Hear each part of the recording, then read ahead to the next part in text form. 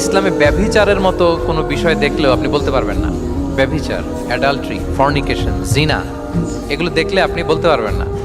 বললে চারজন নিয়ে বলতে হবে একসাথে।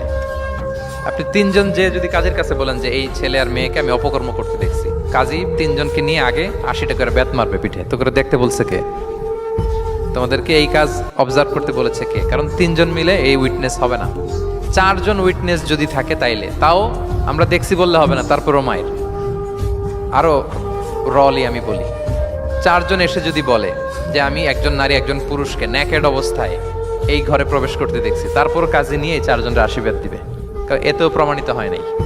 তারা হয়তো একটা জায়গায় অবস্থান করেছে কিন্তু বড় ধরনের কোনো পাপের সাথে লিপ্ত হয় নাই হয়তো। তার মানে একেবারে চাক্ষুষ, তাও নারী দিয়ে এই উইটনেস হবে না, চারজন পুরুষ এই পাপ কাজের চাক্ষুষ সাক্ষী ছিল। এটা যদি বলে, সব কিছু যদি মিলে যায়,